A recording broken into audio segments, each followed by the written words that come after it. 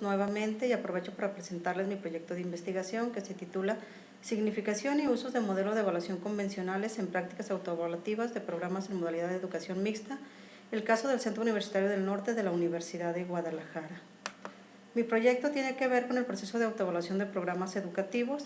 La educación superior en México ha sido evaluada para identificar su grado de calidad, rendición de cuentas y transparencia. Es importante conocer bajo qué criterios y las prácticas que se realizan en la evaluación de la educación superior en sus diferentes modalidades para poder conocer las fortalezas de las metodologías y áreas donde se puedan mejorar. La autoevaluación de programas educativos se viene dando tanto en modalidad presencial como en modalidad mediadas por las TICs. Con respecto a la modalidad presencial, existen organismos e instancias especializadoras, sistemas de marcos de referencia, criterios, estándares e indicadores.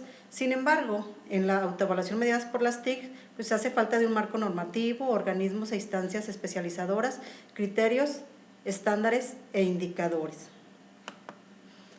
Los procedimientos y estándares específicos para las modalidades mediadas por las TIC no se han aplicado, es decir, existen limitaciones y lagunas normativas para la regulación de la calidad en estas modalidades. La universidad ha jugado un papel muy importante en la construcción de la regulación, sin embargo, los gobiernos se han visto muy lentos en este proceso.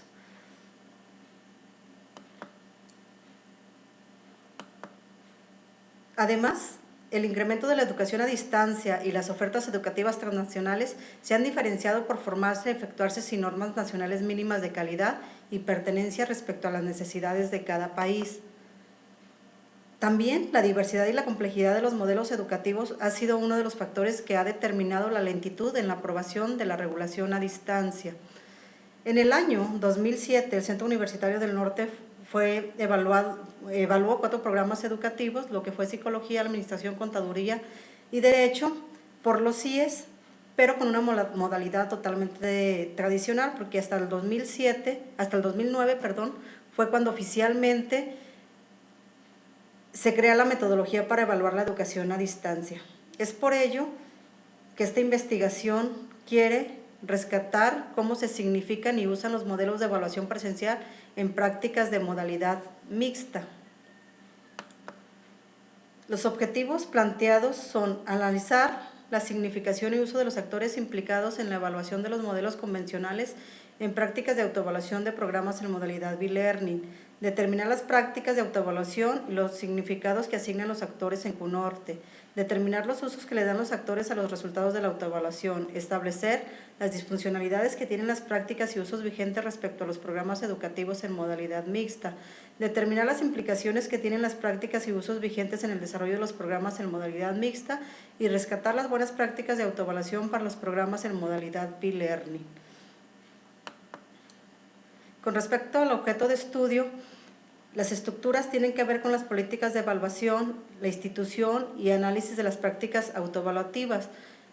El proceso es la autoevaluación, los actores son los miembros del comité interno, las representaciones es la forma de dar significado al proceso de evaluación por parte de los miembros del comité y sus prácticas. El conocimiento instituido tiene que ver con la diferenciación entre las modalidades, es decir, la tradicional y la modalidad mixta. Las interacciones tienen que ver entre los sujetos del comité interno con las otras instancias a la hora de solicitar las evidencias. La pregunta de investigación: ¿cómo se significan y usan los actores implicados en la evaluación los modelos convencionales en prácticas de autoevaluación de programas en modalidad mixta? De las cuales se desprenden las siguientes preguntas. ¿Cuál es el origen de la autoevaluación en CUNORTE? ¿Cuáles son los actores que participan y cómo se organizan? ¿Cuáles son las prácticas de autoevaluación y qué significados le asignan los actores en el CUNORTE? ¿Qué obstáculos se encontraron en el proceso de autoevaluación? ¿Se brinda apoyo institucional para el desarrollo del proceso? ¿Qué usos le dan los actores a los resultados de la autoevaluación? ¿Cuáles serían las buenas prácticas de autoevaluación para los programas de B-Learning? ¿Qué disfuncionalidades tienen las prácticas y usos vigentes respecto a los programas educativos en modalidad B-Learning? Con respecto a la justificación, se revisaron varias investigaciones para ver si existían investigaciones relacionadas con el tema. Se encontró que existe una ausencia de investigación en esta área porque no existen investigaciones sobre las prácticas y la significación que hacen los actores en el proceso de autoevaluación. Existen muchas investigaciones, tanto en modalidad presencial como en modalidad mediadas por las TICs, pero se enfocan más bien a la calidad, se enfocan en el caso de la modalidad mediadas por las TICs, cuáles son sus marcos normativos, si son de calidad, qué hacen que sea de calidad. Entonces, en este sentido, se encontró ausencia con el tema de investigación. Es importante esta investigación porque puede aportar evidencias en el proceso, se pueden rescatar prácticas y los significados de los actores y rescatar las buenas prácticas y dar algunas recomendaciones. Los que pueden ser beneficiados con este tipo de investigación pues son las instituciones de educación superior mediadas por las TICs, organismos y evaluadores y acreditadores, además de que nos permite potenciar la mejora continua de los programas educativos y poder garantizar la calidad.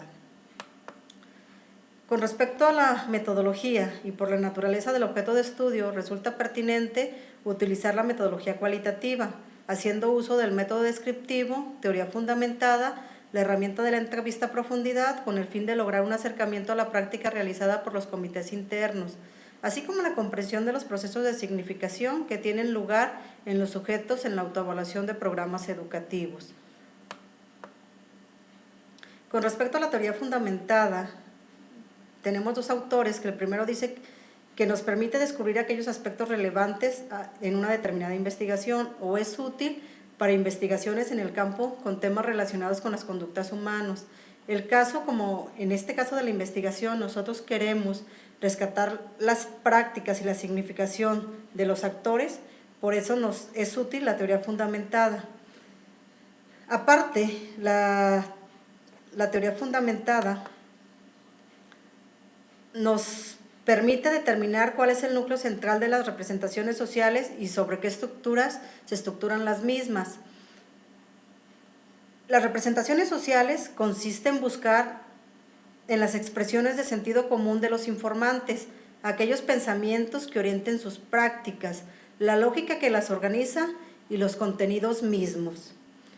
La forma en que los actores asumen un determinado rol, en este caso los actores del proceso de autoevaluación, depende en gran medida de las representaciones que tengan sobre sus funciones en relación con el estatus o posición que se les atribuye en el comité interno de autoevaluación. A esto se debe que en esta investigación me ocupe de las representaciones que tienen las prácticas y significación de los diferentes actores. Además, se tiene el guión de entrevista. El guión de entrevista se tienen 12 rubros que están relacionados con el origen de la autoevaluación, es decir, quién decidió que se evaluara, por qué se evaluara, los actores que participan. Los actores que participan, si son docentes, administrativos, directivos, alumnos, cómo se organiza para realizar el trabajo. Es decir, algunos juntan las evidencias, algunos hacen el reporte. ¿Cómo se organizan para hacer ese trabajo? ¿Cuáles son sus prácticas y acciones realizadas? Por medio de un cronograma o que describa las actividades que se realicen en todo el proceso. También rescatar cuáles obstáculos y cómo fueron superados esos obstáculos, si tuvieron algunos.